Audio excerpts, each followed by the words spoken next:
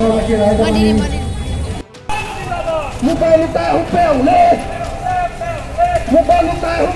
দুখ আৰু পৰিতাপৰ বিষয় যে অসম গভৰ্ণমেণ্টে অসমৰ হিষ্টৰিকেল মনুমেণ্টছবিলাক প্ৰিজাৰ্ভেশ্যন আৰু বিউটিফিকেশ্যন আৰু বেদখল মুক্তকৰণৰ কাৰণে গুৰুত্ব প্ৰদান কৰা নাই আৰু গুৰুত্ব প্ৰদান নকৰাৰ কাৰণে প্ৰতিটো সম্পদ ধ্বংসৰ গৰালৈ গতি কৰিছে।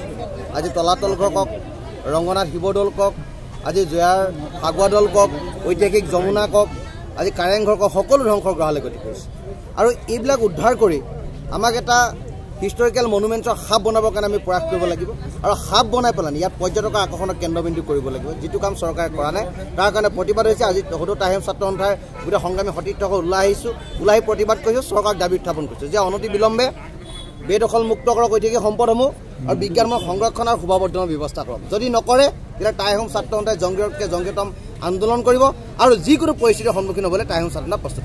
চৰকাৰে বিভিন্ন সময়ত বিভিন্ন স্থানত বেদখল মুক্ত কৰিবলৈ ব্যৱস্থা কৰিছে, কিন্তু ইয়াত দেখা গৈছে ঐতিহাসিক সম্পদসমূহে বেদখল হৈ আছে, যমুনা বেদখল হৈ আছে। কি ক'ব? চৰকাৰে এলাগি কৰিছে, চৰকাৰৰ অমনোযোগিতাৰ কাৰণে ইয়াত বেদখল হৈছে আৰু ৰাজনৈতিক স্বাৰ্থৰ কাৰণে তেখেতলোকে ক'ৰবাত উচ্ছেদৰ নাটক কৰিছে, উচ্ছেদৰ নাটক কৰি পেলাই এটা ডাঙৰ এটা প্ৰপগণ্ডা সৃষ্টি কৰিছে। কিন্তু য'ত হিষ্টৰিকেল মনুমেণ্টছবিলাক বেদখল মুক্ত কৰি বিজ্ঞানমূলক সংৰক্ষণ আৰু শোভাবৰ্ধন কৰিলে ইয়াত এটা টুৰিজিম হাব হ'ব আৰু নিবনুৱাসকল উপকৃত হ'ব আৰু ইয়াত এটা অৰ্থনৈতিক ব্যৱস্থাটো উন্নতি হ'ব আৰু নিবনুৱাসকল সংস্থাপিত হ'ব, তাৰ ওপৰত তেওঁলোকে গুৰুত্ব প্ৰদান কৰা নাই। কেৱল মাত্ৰ ৰাজনৈতিক বাতলামি তেওঁলোকে চক্ৰান্ত কৰিছে। এই চক্ৰান্ত সহ্য কৰা নহ'ব। ঐতিহাসিক প্ৰাচীন কৃতিচিহ্ন সংৰক্ষণ মুক্ত হ'ব লাগিব, বেদখল মুক্ত হ'ব লাগিব আৰু বিজ্ঞানসন্মতৰ বাবে ইয়াক শোভাবৰ্ধন কৰিব লাগিব। যে অসমৰ ইমূৰৰ পৰা সিমূৰলৈ সিঁচৰিত হৈ থকা যিবিলাক ঐতিহাসিক সম্পদ, এই সম্পদসমূহ আজিৰ তাৰিখত ধ্বংসৰ গৰালৈ গতি কৰিছে।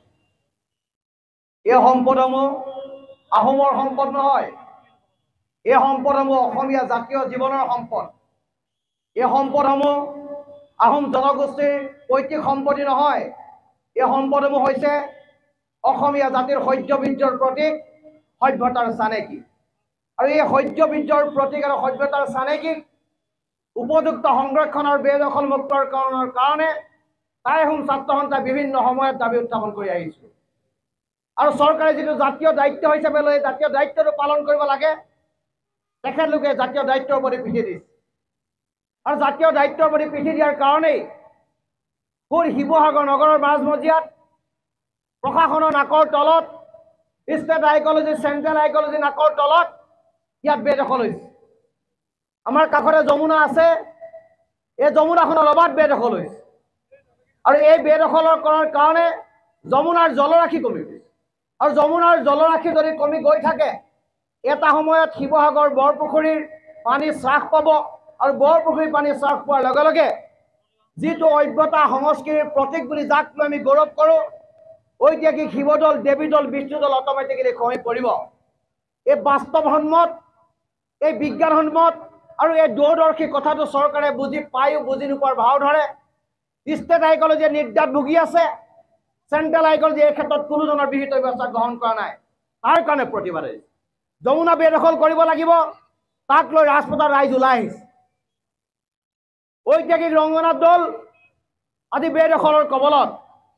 এই ৰংগনাথ দৌলৰ কাষতে থকা বৰঠাকুৰ উপাধিৰ এজন ব্যক্তিয়ে চল চাতুৰিয়ে গোটেই দৌলৰ মাটি বিক্ৰী কৰি দিছে।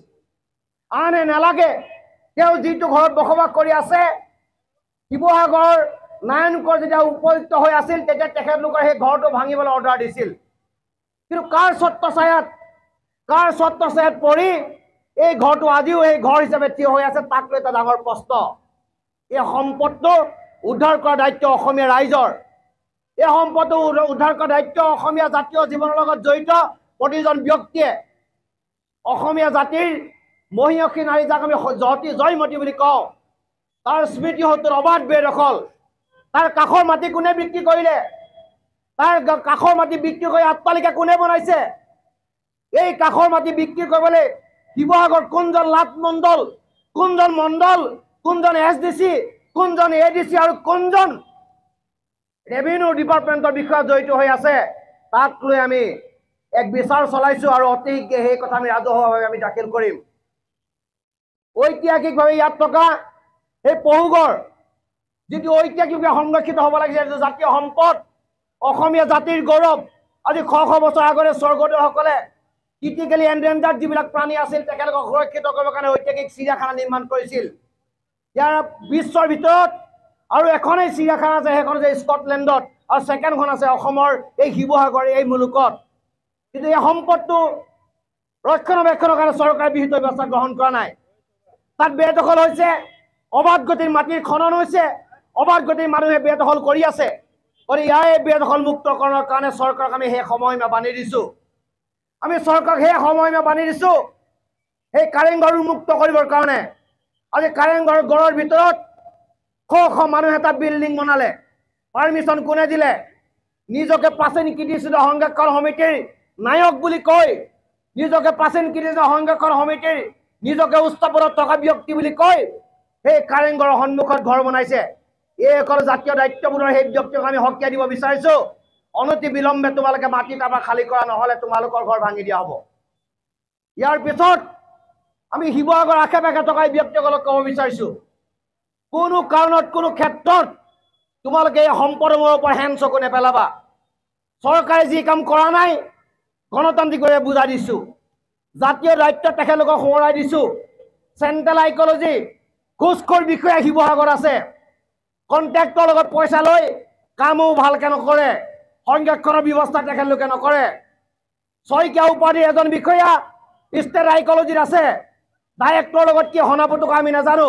হাজাৰটা কমপ্লেইন যোৱাৰ পিছতো তেখেতক বৰ্খাস্ত নকৰে, তেখেতক কামৰ পৰা আঁতৰাই নিদিয়ে। হাজাৰ হাজাৰ টকা লুণ্ঠন কৰি তেখেতে কণ্ট্ৰেক্টৰক মেনেজ কৰি ওচৰৰ মাটি বিক্ৰী কৰিছে, মাটি বেদখলৰ সহায় সহযোগ কৰিছে, এখনো কাগজ তেখেতলোকে নিদিয়ে। গতিকে সেই ষ্টেট আইকলজিক সকিয়াই দিছোঁ, এইটো এক সকিয়নি। ইয়াৰ পিছত যদি তোমালোকে উপযুক্ত ব্যৱস্থা গ্ৰহণ নকৰা, এতিয়া বেদখল ভাঙি দিয়া হ'ব। আৰু এই দুৰ্নীতিগ্ৰস্ত বিষয়াক এই শিৱসাগৰ ৰাজপথত যি ব্যৱস্থা গ্ৰহণ কৰিব লাগে, কাণৰ দৰে আঁঠুকোৱা ব্যৱস্থা, তাইসমূহ ছাত্ৰনাই কৰিব। কাৰণ তোমালোকে জাতীয় সম্পদ বিক্ৰী কৰিছা, জাতীয় দায়িত্ব প্ৰতি তোমালোকে পিঠি দিছা, আৰু এই অসমীয়া জাতিৰ সহ্য বীৰ্যৰ প্ৰতীকৰ প্ৰতি তোমালোকে হেন চকু পেলাইছা। গতিকে ইয়াক আৰু সহ্য কৰা নহ'ব। এই কথা এই মঞ্চৰ পৰা আমি স্পষ্ট ঘোষণা কৰি দিছোঁ। চফা আগতে আমি হাজাৰ হাজাৰ মদৰ বটল পাইছিলোঁ আৰু কিছুমান আপত্তিজনক বস্তু পাইছিলোঁ, যিখিনি কথা ক'ব নোৱাৰোঁ। তাৰ পৰৱৰ্তী সময়ত জয়সাগৰ পুখুৰীটো সংৰক্ষণ আৰু সৌন্দৰ্যবৰ্ধন কৰিম বুলি আমি জাতীয় সংগ্ৰামী অসমে নিজে সিদ্ধান্ত ল'লোঁ, আৰু তাৰ প্ৰতি লক্ষ্য ৰাখি আমি জয়সাগৰ পুখুৰীটো চাৰিওটা পাৰত আমি ডাষ্টবিনৰ ব্যৱস্থা কৰিলোঁ। কিন্তু হাঁহি উঠা কথা কি গম পাইছে, যেতিয়া জয়সাগৰ পুখুৰী পাৰত যেতিয়া ডাষ্টবিনৰ ব্যৱস্থা কৰিলোঁ, তেতিয়া আকুলজি ডিপাৰ্টমেণ্টৰ এজনে মোলৈ ফোন কৰিছে যে তোমালোকে পুখুৰী পাৰত এই ধৰণৰ কনষ্ট্ৰাকশ্যনৰ কাম কৰিব নোৱাৰা, বন্ধ কৰিব লাগিব। মই তেওঁক উত্তৰ এটাই দিলোঁ, আপুনি দলমুখ চাৰিলে আহক, নমঠা কৰি আঁঠু কৰাই থৈ দিম। আপুনি দলমুখ চাৰিলে আহক, আপোনাক নমঠা কৰি আঁঠু কৰাই থৈ দিম। কাৰণ আপোনালোকে যেতিয়া পুখুৰীটো যেতিয়া অলৰেডি ধ্বংস হৈ গ'ল, তেতিয়া আপোনালোকৰ কাৰো কাণা নাছিলে। যেতিয়া আমি চফা কৰিবলৈ ল'লোঁ, আপোনালোকে এতিয়া আমাক আঙুলি টুৱাবলৈ আহিছে, আমাক আপোনালোকে ভয় দেখুৱাবলৈ আহিছে। গতিকে আজি হ'লেও টাইম ছাত্ৰ সন্থাই যিটো প্ৰতিবাদী কাৰ্যসূচী গ্ৰহণ কৰিছে, আমি এজন অসমীয়া যুৱক হিচাপে ইয়াত অংশগ্ৰহণ কৰিছোঁ। আৰু এটা কথা ক'ব বিচাৰিছোঁ, অহাবাৰ যি আন্দোলন হ'ব, ৰাজপথ আন্দোলন হ'ব নালাগে, আৰু ৰাজপথ আন্দোলন আমি নকৰোঁ। আমি চিধা যাম, চিধা বেদখল আমি ভাঙি দিম। মণিকাই কৈ থৈ গৈছে, অসন্দেদাই কৈ থৈ গৈছে, আমি চিধা যাম আৰু বেদখলটো ভাঙি দিম, নিজে আমি নিজে ব্যৱস্থা হাতত ল'ম। আৰু এটা কথা ক'ব বিচাৰিছোঁ যে ঐতিহাসিক যমুনাখনত অনা অসমীয়াই পকীঘৰ বনাইছে, পকীঘৰ বনাই তেওঁলোকে ভাড়া দিব পৰা হ'ল। ইমান সাহস ক'ত পালে তেওঁলোকে? ইমান সাহস অনা অসমীয়াই ক'ত পালে? শিৱসাগৰ জিলা প্ৰশাসন ক'ত আছিলে? শিৱসাগৰ জিলা প্ৰশাসন ক'ত? কাৰ আশীৰ্বাদত তেওঁলোকে ইমান সাহস কৰা হৈছে? গতিকে এটা কথা স্পষ্ট যে শিৱসাগৰত আগৰলা কোনোবা দেওবাৰী মানুহে ইয়াত পকীঘৰ সাজি ইয়াত ভাড়া দিব, তেনেধৰণৰ ভণ্ডামি আৰু উদ্ভণ্ডালি আমি কৰিবলৈ নিদিওঁ। দিম জানো?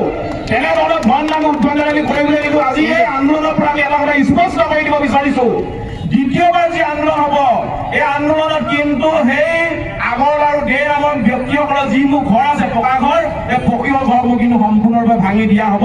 ইয়াৰ পিছত কিন্তু শিৱসাগৰ জিলা প্ৰশাসনে আমাক দুখ দি লাভ নাই। ইয়াৰ পিছত শিৱসাগৰ জিলা প্ৰশাসনে আমাক দুখ দি লাভ নাই। গতিকে